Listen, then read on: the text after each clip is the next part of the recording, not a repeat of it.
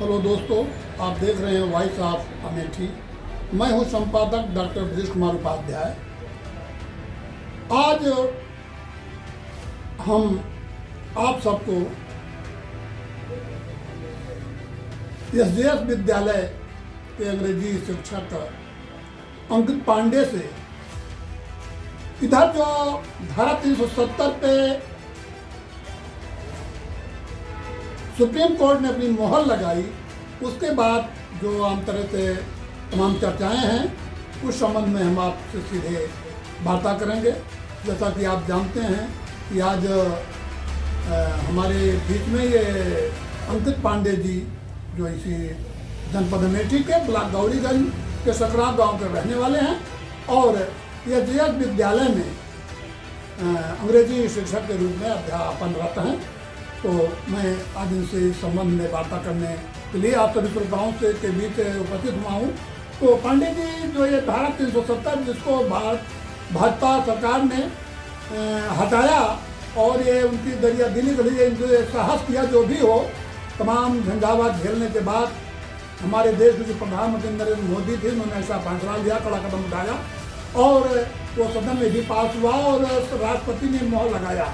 फिर भी जो जिनके पेट में दर्द हो रहा था वो लोग सुप्रीम कोर्ट तक गए और अंततः सुप्रीम कोर्ट ने उनकी जन सुनवाई करते हुए उस पर जो अपने अहम फैसला दिया है, जो ऐतिहासिक फैसला दिया है, जो आम जनमानस को एक अच्छी दिशा दशा दिया है, उस संबंध में मैं आप चाहूँगा। ऐतिहासिक करने ये चीफ जस्टिस चंद्रचूड़ के जो पैनलिस्ट ने एक बहुत ही ऐतिहासिक कदम उठाते हुए जो निर्णय दिया है, ये बहुत ही सराहनीय है और मैं माननीय प्रधानमंत्री नरेंद्र मोदी जी को भी धन्यवाद कहना चाहूंगा कि उन्होंने एक साहसिक कदम उठाया। कुछ मैंने कई वर्षों से मैं सुनते आ रहा हूं कि कुछ राजनीतिक पार्टियां कहती आई हैं कि अरे 370 हटेगा तो ये होगा वो होगा। दरअसल कुछ था नहीं, ये सिर्फ एक जो है मैटर को खींचा गया और 70 वर्ष हो गए। थोड़ा मैं पांडे जी आपका ध्यान चाहूंगा, हमारे श्रोताओं को ये धारा 370 और 35 के बारे में भी दो लाइनों में थोड़ा सा संक्षिप्त विचार व्यक्त करने कि क्या है और क्या ऐसा फैसला हमारे देश प्रदेश के जो भाजपा के वो कर्णधार रहे हैं, जो हमारे नुमाइंदगी कर रहे हैं, उन्होंने जो अहम फैसला लिया वो क्या है। दरअसल 370 धारा जो है वो एक स्पेशल यानी खास वरीयता किसी भी राज्य को प्रदान करती है। तो वहां पर यानी कि देश का कोई भी नागरिक जाकर के ना ही अपना रहन सहन कर सकता है, ना ही कोई जमीनी खरीदारी कर सकता है, यानी कि एक तरह से कहें कि एक अलग राष्ट्र का अगर हम बात करें तो ये ऐसा कहा जा सकता है। 35A उसे और ज्यादा संरक्षित कर देती है। तो ये जो माननीय नरेंद्र मोदी जी ने एक ऐतिहासिक कदम उठाया और चीफ जस्टिस चंद्रचूड़ के जो पैनलिस्ट थे, जो अदर जजों ने एक साहसिक जो निर्णय दिया है, ये एक सराहनीय कार्य है। और मैं कहता हूँ कि सिर्फ भारतीयों के लिए नहीं, एक कश्मीरियों के लिए भी है। वहाँ जो यूथ थे वो स्टोल पेल्टिंग करते थे, यानी कि पत्थरबाजी करते थे और कहते थे कि वहाँ की राजनीतिक पार्टियां कि अगर 370 हटा तो वहाँ खून की नदियां बहेंगी, ऐसा होगा वैसा होगा। लेकिन आज मैं देख रहा हूँ वहाँ के युवाओं में एक अलग तरह का जज्बा है। वो लोग चाहते हैं कि उनके यानी कि जम्मू कश्मीर का विकास हो, वहाँ इन्वेस्टमेंट हो। अभी हाल ही में G20 समिट भी जो है सफल पूर्वक वहाँ पर संपन्न हुआ।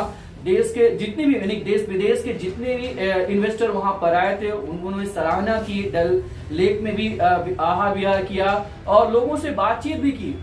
वहां के लोगों का रवैया बहुत ही अच्छा है। वो चाहते हैं कि वहां इन्वेस्टमेंट हो और वो चाहते हैं कि पर्यटक वहां पर आए। किसी तरह की दहशतगर्दी वे स्वीकार नहीं करते हैं। लेकिन कुछ राजनीतिक दल जो हैं अपने फायदे के लिए उनका इस्तेमाल करते हैं, उनसे पत्थरबाजी करवाते हैं।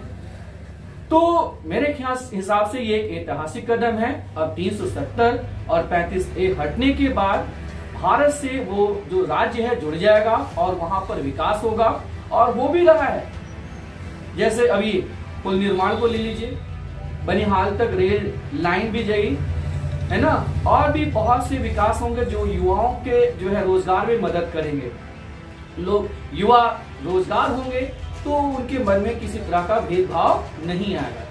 तो एक तरह से कह लिए कि जम्मू कश्मीर के लिए एक ऐतिहासिक फैसला है, ये भारतीयों के लिए गर्व करने का फैसला है और इसमें सभी को खुश होना चाहिए। किसी राजनीतिक पार्टी को इसमें दखलंदाजी नहीं करनी चाहिए और ना ही इसका विरोध करना। सुप्रीम कोर्ट के इस फैसले के बाद से जिनको इससे तकलीफ थी, जिनके पेट में दर्द हो रहा था, क्या उनके लिए कोई अब और बाकी है जहाँ की वो अपनी आवाज उठाएंगे? नहीं, मुझे नहीं लगता है कि वो अपनी आवाज को उठा सकते हैं। अगर माननीय सुप्रीम कोर्ट ने ये फैसला दे दिया है कि अब ये 370 का कोई वजूद नहीं है, और इसे मैं जानता हूँ कि यूएन भी निगरानी कर रहा था, अगर उसने भी आवाज नहीं उठाई है तो मुझे नहीं लगता है कि किसी राजनीतिक पार्टी को कोई तकलीफ होनी चाहिए और इस मुद्दे को कहीं और उठाना चाहिए। कोई फायदा इससे होने वाला नहीं है। अगर भारतीय जो है सुप्रीम कोर्ट ने निर्णय दिया है तो कुछ सोच समझ के ही दिया होगा, और यूएन का कोई अभी तक कोई प्रतिक्रिया